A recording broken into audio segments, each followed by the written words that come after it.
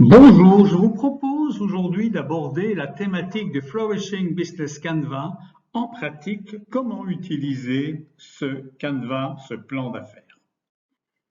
À l'agenda, nous parlerons du Flourishing Business Canva, la matrice du modèle économique, des éléments qui composent le Flourishing Business Canva et tout d'abord, nous aborderons le sens à donner au Flourishing Business Canva. C'est donc, comme tout Canva, un outil qui permet de dessiner, c'est-à-dire esquisser, prototyper, concevoir, améliorer, communiquer, comprendre, mesurer et diagnostiquer la proposition de valeur d'une entreprise. Ce qui est intéressant dans Flourishing Business Canva, c'est non seulement la proposition de valeur de l'entreprise à ses clients, mais aussi à ses parties prenantes. Cette proposition de valeur vise l'épanouissement de la vie sur Terre tout en soutenant la possibilité que l'homme et toute forme de vie s'épanouissent ensemble. De ce fait, une entreprise étiquetée, labellisée Flourishing va viser l'épanouissement de toute forme de vie et va chercher à créer un modèle qui a un impact triple en étant rentable sur le plan financier, bénéfique sur le plan social et réactif sur le plan écologique. C'est ce qu'on appelle s'inscrire dans les objectifs du développement durable et pratiquer un marketing 3.0, le marketing durable porteur de sens. En pratique, le Flourishing Business Canva s'articule autour de trois grands axes qui pourraient être perçus comme des poupées russes qui s'emboîtent. Le plus extérieur, c'est l'environnement dans lequel se situe l'activité. Ensuite, la société, le monde, la communauté qui entoure l'activité économique de l'entreprise. Alors, cette activité économique est représentée en orange foncé, la société en vert et l'environnement en bleu turquoise. Dans la partie centrale, l'activité économique est propre à cette entreprise, à votre entreprise. Dans la partie droite, on va rajouter un élément qui est commun à tous, que ce soit une autre entreprise, que ce soit une autre organisation, une autre association. Et dans la partie gauche, tout ce qui est partagé avec tout le monde, et donc notamment toutes les richesses existantes ou les matières premières limitées. L'objectif, ça sera de distinguer l'approche unique des activités réalisées pour votre entreprise et donc d'identifier aussi les résultats. Si on entre dans le détail, on aura donc cet environnement physique, chimique, biologique, on aura la société avec ses aspects sociaux et technologiques, on aura l'économie avec son modèle monétaire et financier.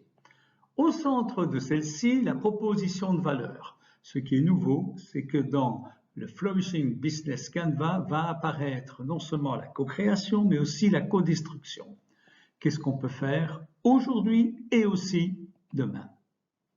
On va ensuite voir apparaître les clients et les parties prenantes. Les parties prenantes sont nouvelles par rapport à un Canva classique, et c'est-à-dire qui, avec qui et pour qui va-t-on tisser des relations. Enfin, dans la partie processus, on va se poser la question comment faire, où, avec qui, avec quoi. Tout ça pour quel résultat? C'est la partie du bas, avec les coûts, les bénéfices et puis surtout les finalités. La question sera pourquoi fait-on cette activité, pour quel résultat? En pratique, on va donc créer un business et ce Canva va identifier les éléments du business qui en fait est une partie intégrante de l'économie, qui est créée par une société qui dépend d'un environnement déterminé et avec ses propres risques et ses opportunités. Alors le Business Canva va intégrer une série de valeurs qui sont non seulement propres à votre entreprise, mais aussi à d'autres entreprises, d'autres organisations, d'autres communautés, d'autres individus, la faune et la flore et l'environnement qui les composent. L'analyse de votre business doit refléter ces contextes vitaux et décrire les autres acteurs de l'écosystème. C'est la raison pour laquelle vous allez à la fois parler de votre activité et de ce qui tourne autour de celle-ci. En pratique, vous allez vous interroger comment, où et avec quoi votre business co-crée de la valeur pour atteindre ses objectifs. Vous allez vous poser la question de quelle valeur est co-créée, co-détruite, quelle valeur sera co-créée et co-détruite par ce business et ses parties prenantes aujourd'hui et demain. Vous allez aussi vous poser la question, qui sont les personnes impliquées dans ce business, à qui s'adresse-t-il, pour et avec qui. Et vous allez vous intéresser aux résultats, comment va-t-on mesurer le succès en termes monétaires, sociaux et environnementaux. Si on regarde la proposition de valeur, élément important, intéressons-nous à la co-création, à la co-destruction. L'idée est de comprendre les besoins qu'une population, qu'un environnement rencontre et les problèmes que vous voulez solutionner. Quelle valeur votre entreprise apporte-t-elle aux clients, aux parties prenantes? Quel problème va-t-elle résoudre? À quels besoins répond-elle? En termes de co-création, quelles sont les propositions de valeur positives? Quelle est la valeur co-créée avec une partie prenante qui satisfait ses besoins? Et en termes de co-destruction, quelles sont les propositions de valeur négatives? Quelle est la valeur co-détruite avec une partie prenante qui entrave la satisfaction des besoins de cette partie prenante? Cette proposition de valeur, on peut en tenir compte en disant qu'il est important de se démarquer de la concurrence. Alors de quelle manière? Parce qu'on va innover, parce qu'on va jouer sur le prix, la réduction des coûts, la fonctionnalité, la praticité, l'utilisabilité, l'accessibilité, le design de votre projet, le statut conféré à l'utilisateur, la marque, la notoriété. Et vous allez, par exemple, formuler en une ou deux phrases les bénéfices offerts par le produit au segment cible déterminé. Vous allez définir cette proposition de manière à conduire une réflexion sur les segments clients et aux relations avec les parties prenantes que vous souhaitez développer. Justement, quand on parle des parties prenantes, il est important d'identifier les relations, les parties prenantes et les canaux. Alors, c'est-à-dire comment chaque acteur est impliqué dans votre modèle. Quel rôle joue-t-il? Est-il client, travailleur, investisseur, fournisseur? C'est une communauté, un régulateur, une banque? En termes de relations, quelles sont les relations et les contacts que les clients et parties prenantes souhaitent développer? Comment ces relations s'articulent-elles avec les éléments du business model? À quels besoins l'entreprise répond-elle pour chacun de ces segments? On peut identifier les marchés de masse, les marchés de niche, la segmentation, la diversification. Alors, les besoins de l'entreprise par rapport au segment, les besoins de l'entreprise par rapport aux parties prenantes. Très concrètement, les relations seront analysées sous l'angle quel type de relations sont les plus efficients pour votre produit et votre service. Quelles relations le client souhaite-t-il développer avec votre entreprise? Alors, en termes d'astuces, de bons à savoir, les types de relations qui peuvent être développées sont relativement différentes. Ça peut être un abonnement, un contrat, des transactions spécifiques, une assistance personnalisée, un service, un autoservice, du self-service, un service automatisé, une communauté d'entraide. Et enfin, vous pouvez aussi développer des activités de co-création, créer un produit avec votre segment de clientèle. En matière de canaux de communication, on va pouvoir analyser les canaux utilisés pour communiquer et développer les relations avec chaque partie prenante, à travers lesquelles ces parties prenantes souhaitent-elles être touchées, quels sont ceux qui fonctionnent le mieux, quels sont les plus rentables, quels sont ceux qui s'intègrent dans la routine des acteurs, quelles sont les relations à créer, à entretenir, pour quelle fonction, quelle co-création ou co-destruction de valeur. Ces canaux seront-ils réels ou virtuels? Comment les informations d'entreprise sont-elles transmises aux consommateurs? Vient ensuite, toujours dans les canaux de communication, la question de savoir à travers lesquels les clients et parties prenantes veulent-ils être touchés, contactés? Quels sont ceux qui fonctionnent le mieux? Quels sont les plus rentables? Quels sont ceux intégrés dans la routine des acteurs? Quelles sont les relations à créer et à entretenir? Pour quelle fonction? Quelle co-création ou co-destruction de valeur? Astuce, la réflexion sur les clients et les parties prenantes conduit souvent à définir la proposition de valeur. Les canaux doivent avoir du sens par rapport à la proposition de valeur et au type de relation que l'entreprise va développer avec sa clientèle. Cette relation, vous allez le développer par exemple via des commerciaux, premier canal de communication, via le web, un site, une application, via des points de vente. Alors ces points de vente peuvent être propres ou travailler avec des partenaires, via des distributeurs, des grandes surfaces, des magasins spécialisés. Il est important aussi de savoir que plusieurs phases sont à envisager. Tout d'abord, au moment de l'acquisition de clientèle, comment allez-vous faire connaître votre offre? Et puis, comment le client va-t-il pouvoir évaluer l'offre que vous lui faites? Au moment de l'achat, comment les clients peuvent-ils acheter l'offre? Et au moment d'expédier l'offre, comment allez-vous la délivrer, la livrer au client? Reste le service après-vente. Comment le service après-vente sera-t-il organisé? En termes de besoins, il sera important d'identifier les acteurs de l'écosystème. Alors, qui et quoi a intérêt dans le fait que l'entreprise existe? Bien sûr, il peut y avoir les bénéficiaires directs, les êtres humains, les autorités publiques, les ONG, les médias, la faune et la flore, qui sont d'ailleurs généralement représentés par une ONG. Mais c'est aussi à quels besoins fondamentaux l'entreprise va-t-elle souscrire, auxquels veut-elle répondre? A-t-elle l'intention de satisfaire tel et tel besoin? Pourrait-elle entraver d'autres besoins? L'idée, c'est par rapport à ces besoins de comprendre qu'on peut travailler soit avec la pyramide de besoins de Maslow, ces besoins d'accomplissement de soi, d'estime, confiance et respect de soi, et appréciation des autres, besoin d'appartenance et d'amour et d'affection, besoin de sécurité, environnement stable, prévisible, sans anxiété, sans crise, ou les besoins physiologiques comme la respiration, la faim, la soif, la sexualité, le sommeil et l'élimination. Mais c'est aussi les besoins fondamentaux de Max Neef: subsistance, protection, affection, compréhension, participation, oisiveté, création, identité, liberté. Utilisons ces différents besoins pour identifier à quels besoins votre business veut répondre.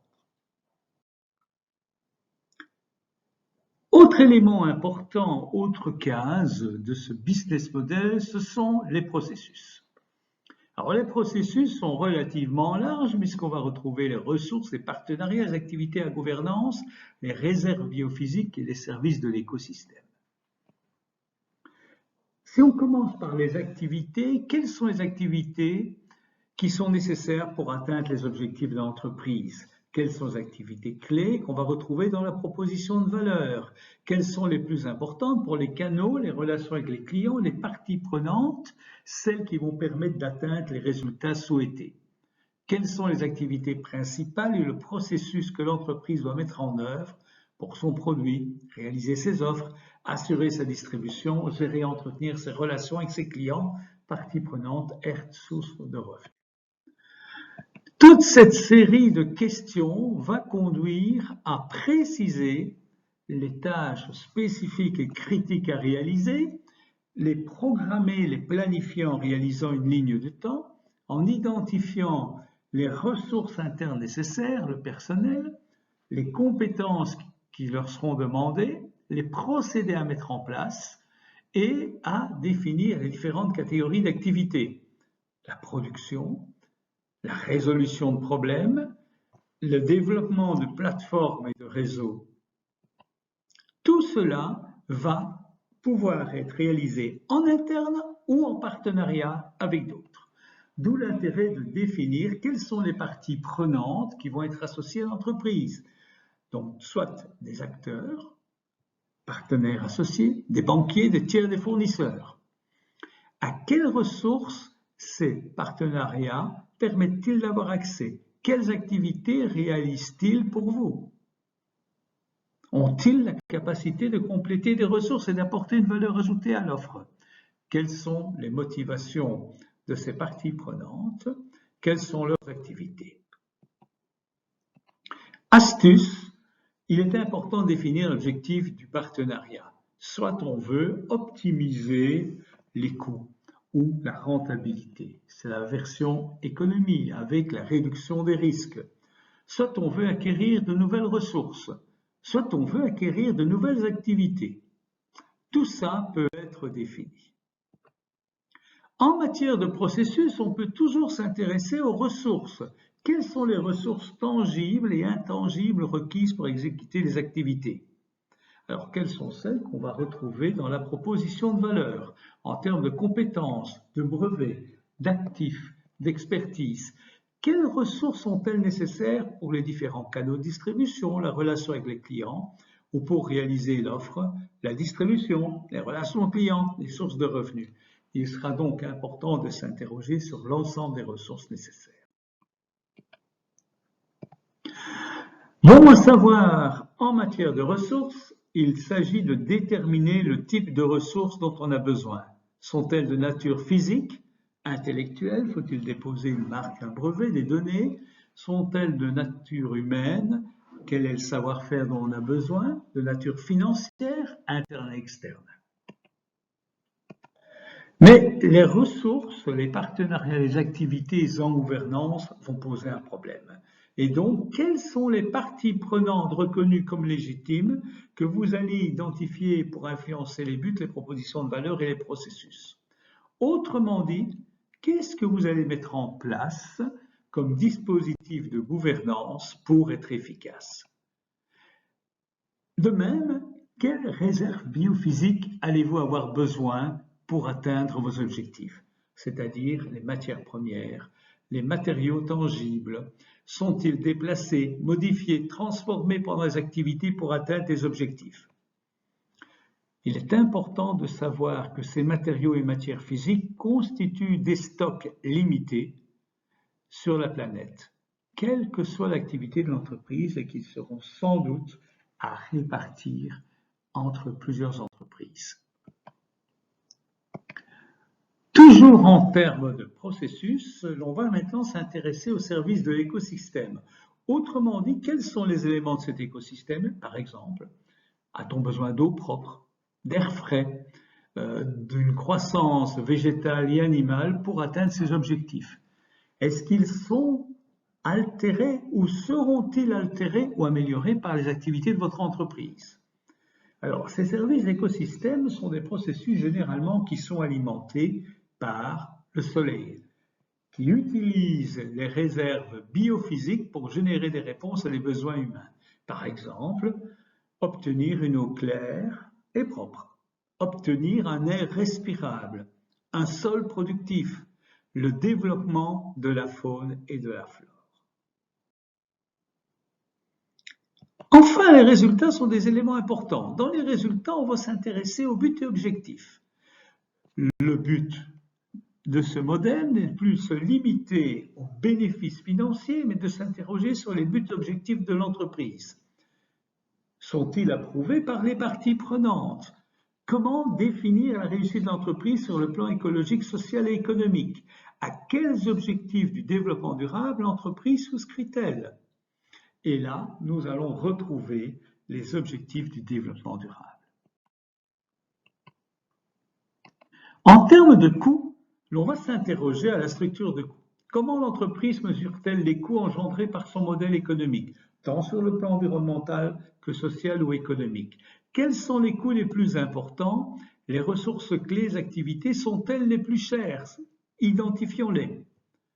Comment les coûts affectent-ils les résultats, les bénéfices? Quels sont les coûts des différentes ressources utilisées? Quels sont les coûts des activités proposées? Quelles sont les sources de revenus? Et quels sont les coûts les plus importants? L'idée est d'identifier les ressources clés, les activités les plus chères. Quand on parle de coûts, c'est important de pouvoir évaluer les coûts de fonctionnement. Alors, ces coûts de fonctionnement, ils peuvent être en lien avec les activités principales de l'entreprise, en lien avec les partenaires, les activités développées par le partenaire, par les canaux de communication, de distribution, par rapport aux ressources à mettre en œuvre. On peut avoir des coûts fixes qui seront fixes quelle que soit la production et les activités de l'entreprise, des coûts variables qui vont varier en fonction du volume des activités. Et bien sûr, la question des économies d'échelle va se poser à partir d'un certain moment. Comment peut-on faire des économies? On peut aussi avoir des économies de gamme dans les résultats. C'est la raison pour laquelle on va s'intéresser aux bénéfices. Comment l'entreprise mesure-t-elle les avantages de son modèle économique? Alors, les avantages économiques, mais aussi sociaux et environnementaux. Pour quelles valeurs, pour quels avantages les clients sont-ils prêts à payer? Sinon, il n'y a pas de bénéfice. Pour quelle offre, pour quel service paient-ils aujourd'hui? Et comment paient-ils? Sont-ils abonnés? Achètent-ils un droit d'accès? Paient-ils une redevance à chaque utilisation ou achètent-ils un service unique? Comment paient-ils actuellement et souhaitent-ils changer de mode? Quelle est la contribution des flux de revenus aux revenus totaux? Sont-ils des revenus réguliers ou liés à une transaction? En termes de bénéfices, il est toujours intéressant de comprendre toutes les formes de revenus qu'on peut identifier. Alors, il s'agit non seulement des formes de revenus qui sont liées aux différents canaux de communication et de distribution utilisés, mais aussi en fonction des différents services destinés aux clients. Qu'est-ce que l'on peut faire?